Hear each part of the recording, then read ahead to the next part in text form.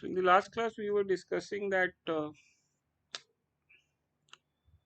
in a monopoly, the monopolist, the single firm would enjoy economic profits both in the short run and in the long run because barriers to entry are going to be very low. Now we are going to talk of allocative efficiency. Now what is allocative efficiency? Okay, allocative efficiency is when we make the right amount of something so that the resources are not wasted. And allocative efficiency is achieved at a level of production where price equals your marginal cost. Now why? Because see, when your price equals your marginal cost, producer is earning exactly what it takes to produce one extra unit of a product. He's not earning any extra profit. That is, it is not earning any economic profit. Now this encourages the producers to produce only the amount that people are willing to buy and not more. Also, if we shift focus to consumers, consumers tend to buy what they need when the price of a product is equal to the cost of making one more unit, that is the marginal cost, because that's going to be the fair price. If the price were too high, that is if the price was more than the marginal cost, people would buy less because it would be very expensive. And if price is too less, then that is if the price is less than the marginal cost, then the consumers would buy more than they actually need, which will result in a wastage, right, and loss of efficiency, right. So that's the basic idea. So when price equals marginal cost, people buy exactly what they need without wasting resources on buying too much or too little, right. So let me summarize that, when your price equals your marginal cost, producers produce the amount that people are willing to buy and no more. And people buy exactly what they need without wasting resources on buying too much or too little. This ensures that resources are used efficiently and there is no wastage. Now, we were discussing perfect competition a few days back, and we would say that the perfect competition, in perfect competition, the firms are allocatively efficient in the long run. Now, let's make the um, demand curve and the cost curves of a perfectly competitive firm in the long run. Okay, so the demand curve that a perfectly competitive firm faces is going to be horizontal, and price is equal to marginal revenue equals to average revenue. Now let's draw the marginal cost curve. This is going to be the long run marginal cost curve, and let's draw the average total cost curve. Okay, so the profit maximizing quantity is going to be where MR equals MC. So MR is this horizontal line and MC is this upward sloping green line. So MR equals MC at this point. So the profit maximizing quantity is going to be Q star, right?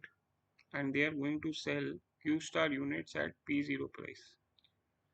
Okay, so guys, notice that in the long run, a perfectly competitive firm is selling at a price which equals its marginal cost.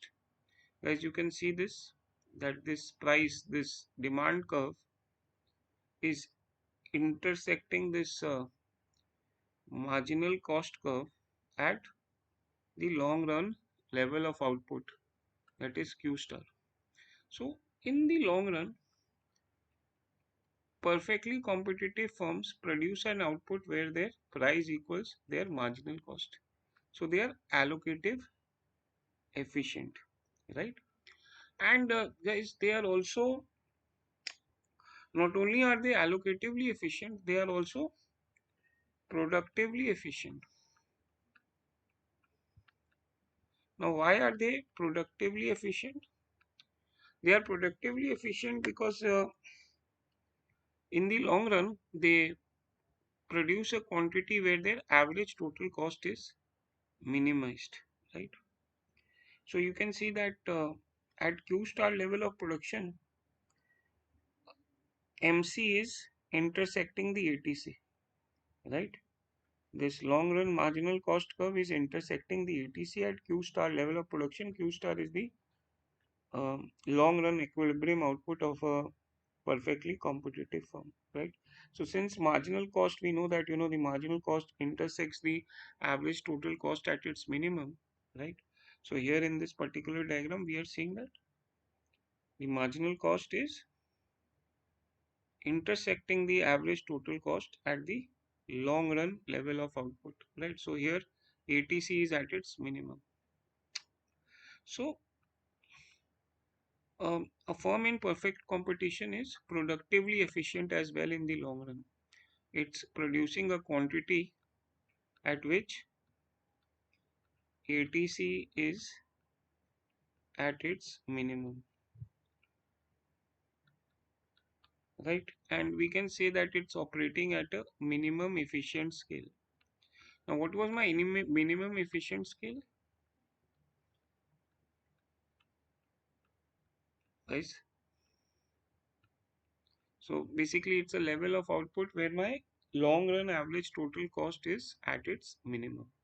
Right, so this was my discussion on perfect competition. And guys, we call perfect competition perfect. We are using the word perfect here. Why? Because in the long run, firms under perfect competition are both allocatively efficient as well as productively efficient, right? That is why the term perfect, right? Okay. Now, guys, we need to discuss something known as consumer surplus and something known as producer surplus. Okay, now what is consumer surplus? It is the difference between what the consumer is willing to pay and what he actually pays. Now, if the consumer is willing to pay $100 for a movie ticket, but he ends up paying 40, then consumer surplus is going to be 100 minus 40, that is 60. So it's a kind of a benefit to the consumer. He was willing to pay 100, but he ended up paying 40. So is consumer surplus, I'll tell you later on, consumer surplus is maximized when markets are allocatively efficient, when they produce a quantity where price equals marginal cost.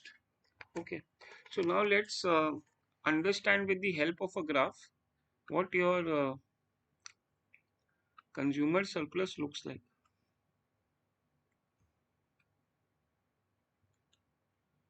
Okay, so let's make an allocatively efficient market. So this is the demand curve, and let's make a supply curve here. Not the supply curve, the marginal cost curve, right? So this is your demand curve, this is your quantity, this is your price. Okay, so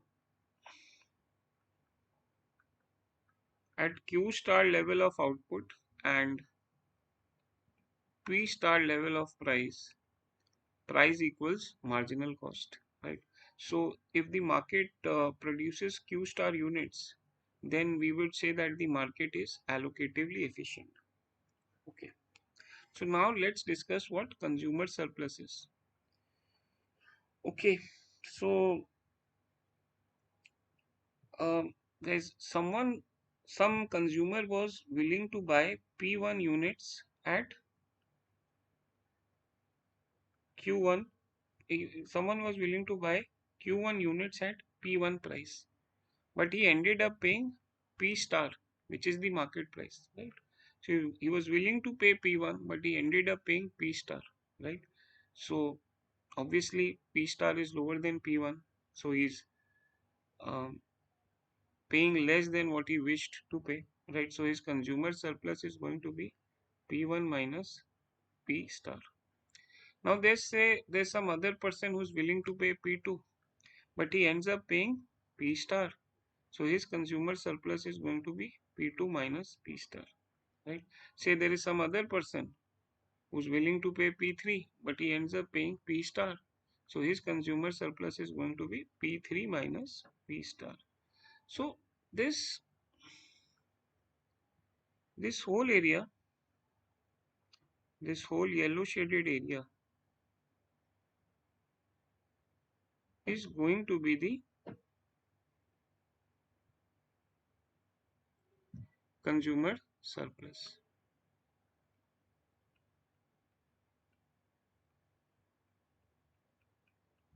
Okay, now once we've discussed consumer surplus, we are going to shift focus on producer surplus. Now, producer surplus is the difference between the price which producers, it's the difference between the price which producers actually receive and the price at which they are willing to sell, right? So, say if there is a firm which is willing to sell at, say, P4 price, right? He ends up selling at the market price of P star. So, the producer surplus is going to be, so he was willing to sell at P4 price, but he ended up selling at P star. He ended up selling at a higher price P star. So the producer surplus is going to be P star minus P4. Say there is some other producer, other supplier who's willing to sell at P5, but he ended up selling at the market price P star. Right. So his producer surplus is going to be P star minus P5. Right. Okay. So this is your producer's surplus. The difference between what the producer actually receives and the price at which they were willing to sell. So my producer surplus is going to be this area. This is going to be my producer surplus.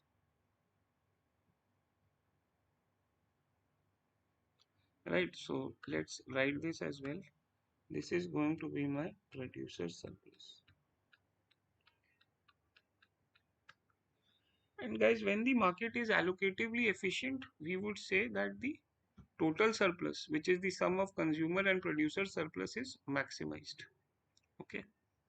So when the market is producing the optimal amount of quantity, right, we would say that total surplus, which is the sum of consumer and producer surplus, is maximized. Okay. Now, guys, let's shift focus to monopoly. Right. Let's discuss the marginal revenue, the demand curve, the cost curves of a monopoly. Okay. So let me make that first. You have your price here, you have your quantity here. Okay. And this is your demand curve, which is also the average revenue curve. Right. Then you have your marginal revenue curve. Right. Now, marginal revenue curve plots within the demand curve, plots within the average revenue curve, and is steeper. So this is, say, my marginal revenue curve. Okay.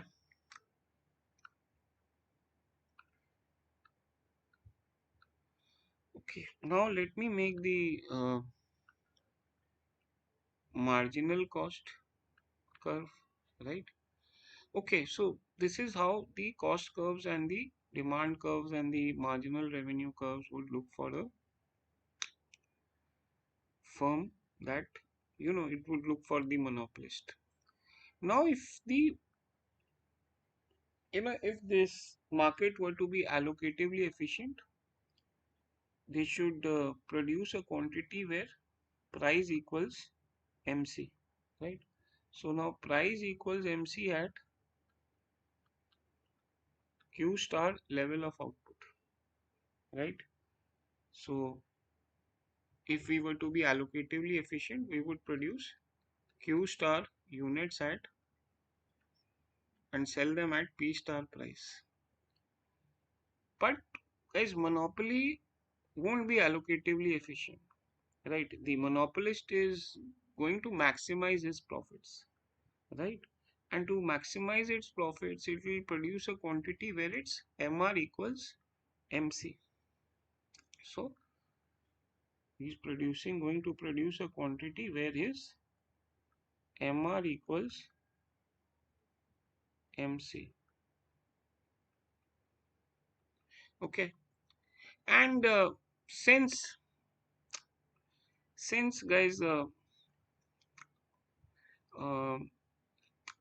the monopolist is not going to be allocatively efficient, right? It's not going to sell at quantity where price equals marginal cost, right? It's going to sell a quantity where its marginal revenue equals marginal cost. It's going to sell a quantity where its profits is maximized, right?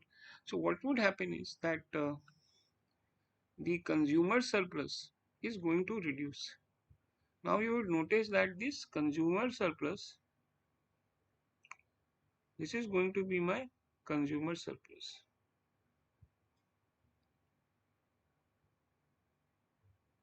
Okay, so say someone was willing to pay P1, he ended up paying P max. Someone was willing to pay P2, he ended up paying P max, right? So this my consumer surplus is going to be this green area, this yellow shaded area, right?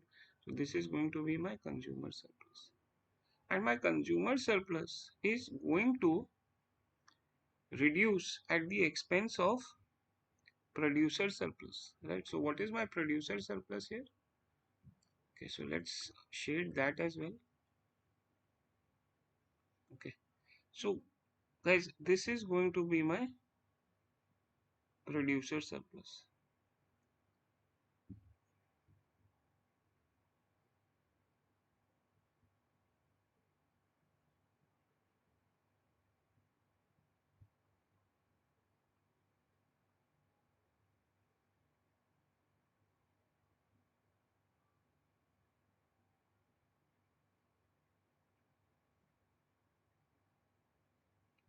Okay, so this is going to be my producer surplus.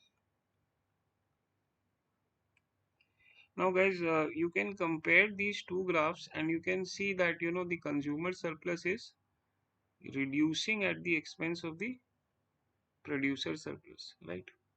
And guys, there is this particular area. There is this particular area, right? Look at this area. We are losing out this surplus area, right? Previously, you know, if the market were to be allocatively efficient, this particular area was captured by my consumer surplus, and this particular area was captured by my producer surplus. But what's happening is that since a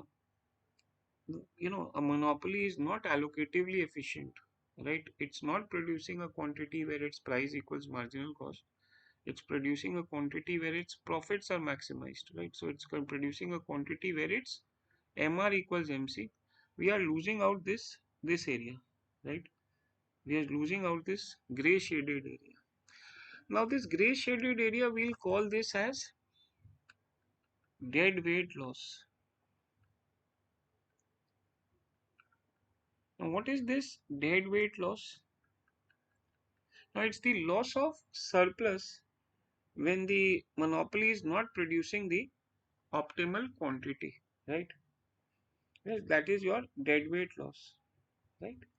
So when markets do not produce a quantity where price equals marginal cost, you are going to see deadweight loss, right?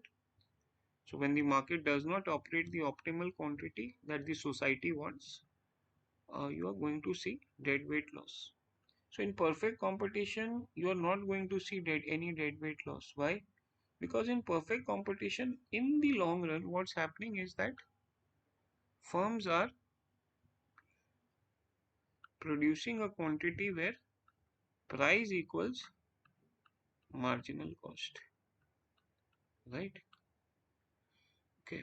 But you are going to see this in monopoly, because in monopoly, firms do not produce a quantity where price equals marginal cost. They produce a quantity where marginal revenue equals marginal cost, because at that level of quantity, their profits are maximized, right? Okay. Okay. Uh, Guys, now let's look at the profits. What are the kind of economic profits that a monopolist makes in the short run as well as in the long run? Okay, so let's go and discuss this.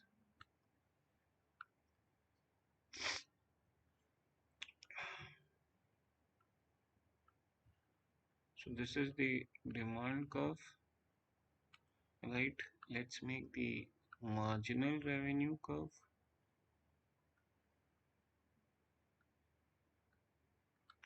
Okay, this demand curve is also the average revenue. Now let's plot all those cost curves. Let's say this is the marginal cost, and let's make the average total cost. So let me choose some other color. Okay, so let's use this color. So say this is my average total cost. Okay, so you have price on the y-axis, you have quantity on the x-axis. Okay, so the monopolist is going to produce a quantity where its MR curve intersects the MC curve. So to maximize its profit, it's going to produce Qmax quantity, and it's going to sell it at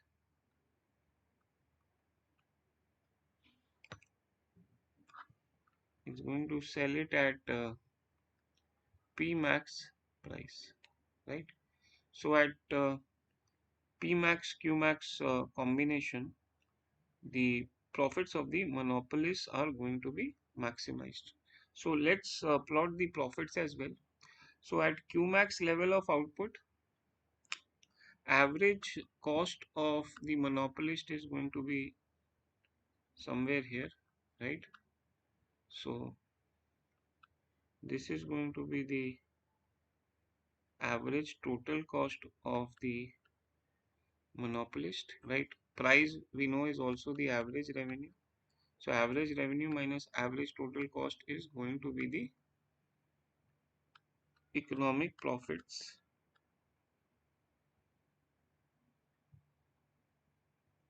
of the monopolist. Okay, so let's name this as well, economic profits.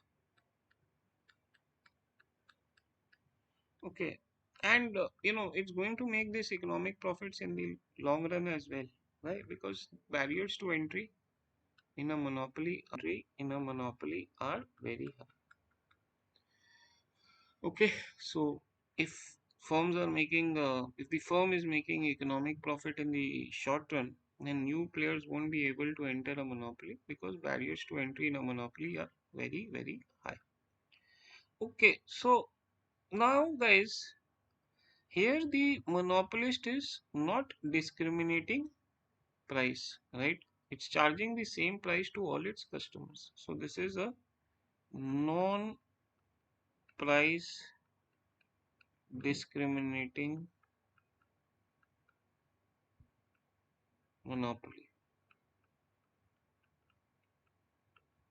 And always remember guys, in a monopoly, there's only one firm, right? So since there's only one firm, the demand curve of the firm is going to be the demand curve of the market, right?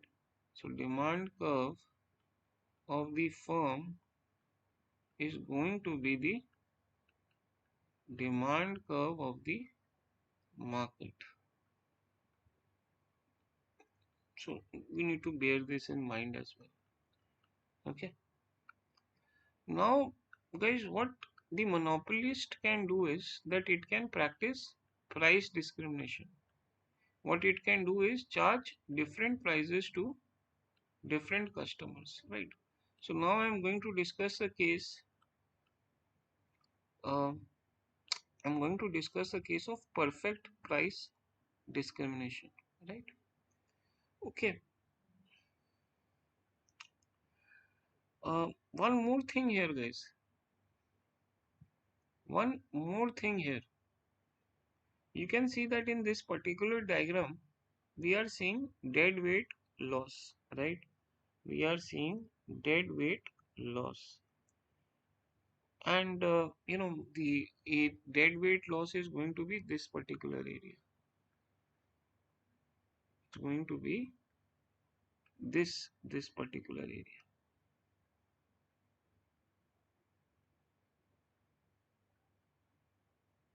This is my dead weight loss, and this is happening because the monopolist is producing a quantity where MR equals MC, because that is would be its profit maximizing level of output.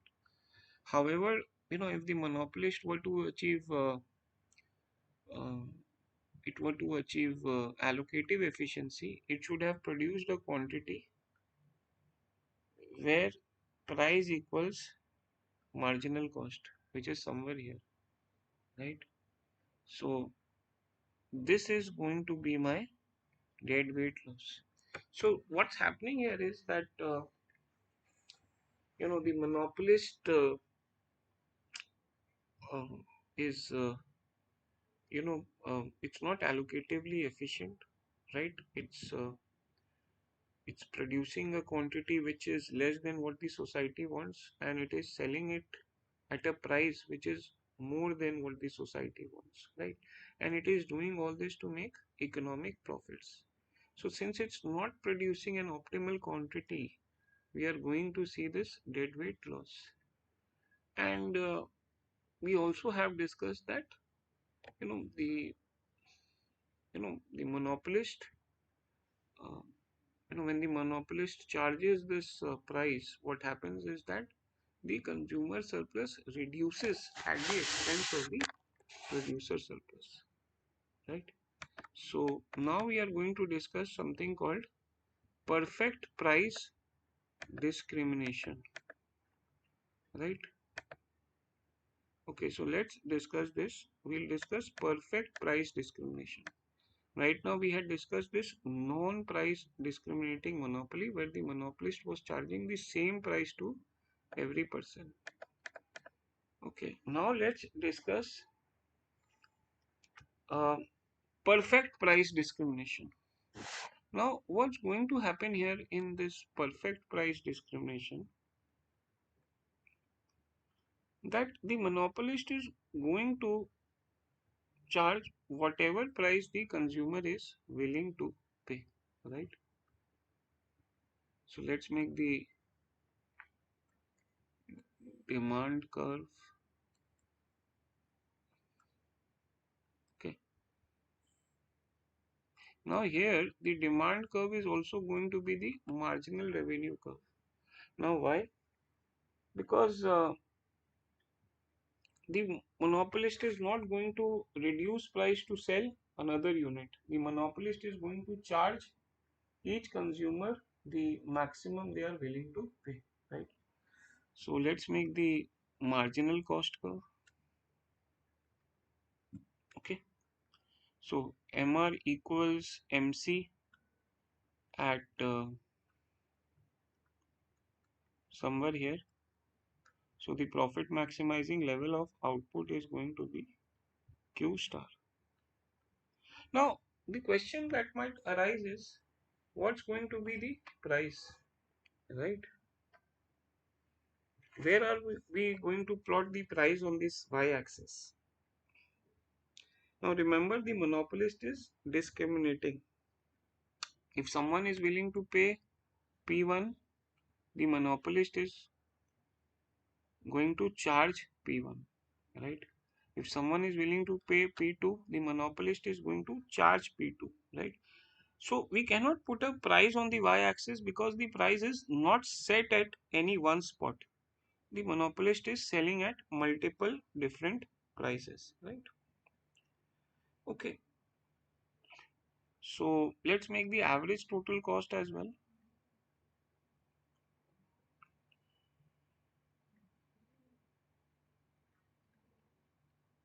Okay, so this is my average total cost. Okay, so at Q star level of output, average total cost are going to be somewhere here. Okay, so the average total cost of the monopolist at Q star level of output is going to be somewhere here. Okay, so what's going to be the profit? What's going to be the profit of the monopolist? Okay, so if someone is willing to pay P1 for Q1 units, right, then the monopolist is going to charge P1. So this entire area between P1 and ATC is going to be the monopolist profits. Now if someone is willing to pay P2, the monopolist is going to charge P2, right? So essentially what's going to happen is that this entire area is going to be the profit of the monopolist, right?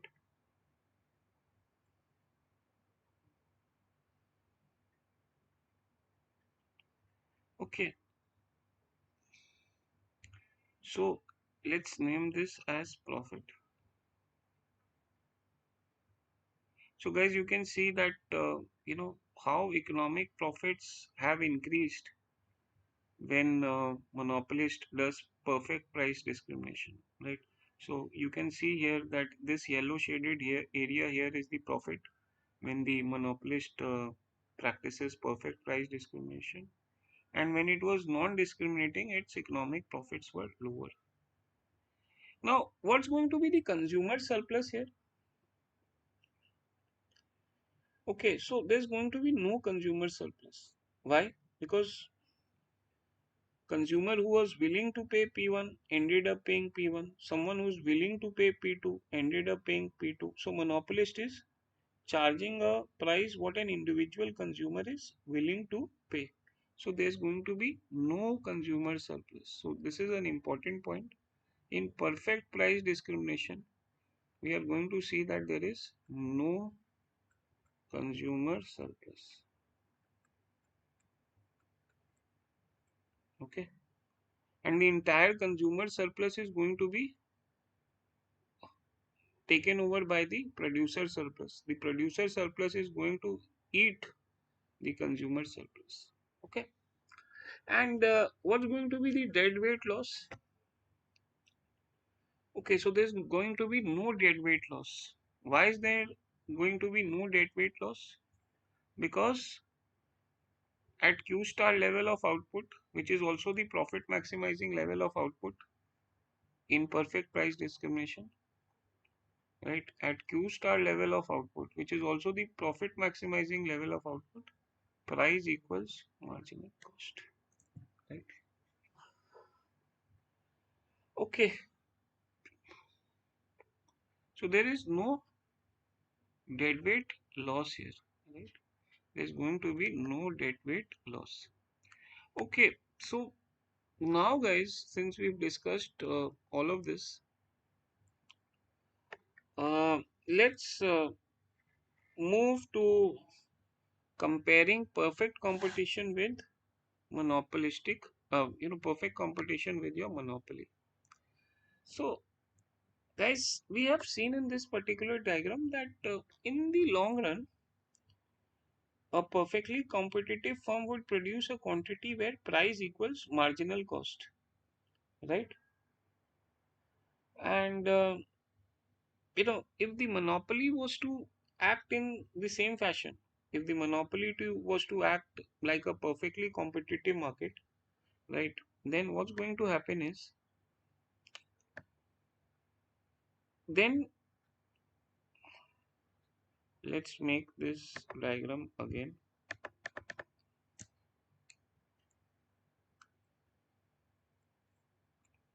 If the monopoly were to behave like a perfectly competitive market, then it too is going to sell a quantity where its price equals marginal cost, right? So it's going to produce Q star or say QP. If this monopoly is going to behave like perfect competition, then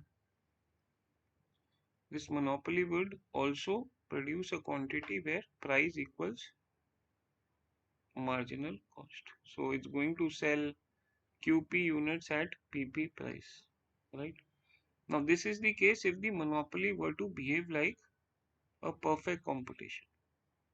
But monopolies never behave like a perfectly competitive firm, because monopolies, are the only seller in the market, and they sell a product which has no close substitutes, which is a unique product, right?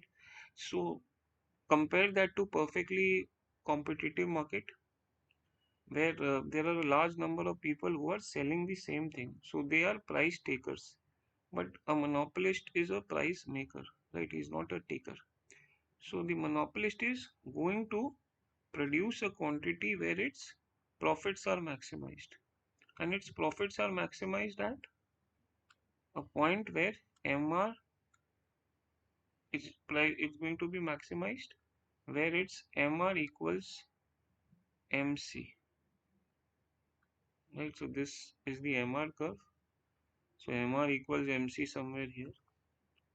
So the monopolist is going to produce Q max units, and it's going to sell it at P max price, right? Okay, so if this monopolist were to behave like a perfectly competitive firm, it would sell QP units at PP price, but it's not behaving like that, right? Uh, it has some kind of a pricing power. So what we are trying to say here is that a monopoly would produce a lower quantity compared to perfect competition, right? And it's also going to charge a higher price than perfect competition, right? It's going to produce a lower quantity and it's going to charge a higher price to maximize its gains, right? So this is something important. A monopolist is going to charge a higher price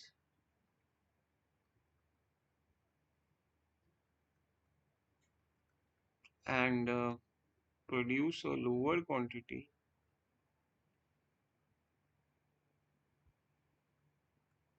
than perfect competition. Okay, so guys, these are the ideas that I wanted to share with you today. I hope you've enjoyed them, right? So, Tata, see you.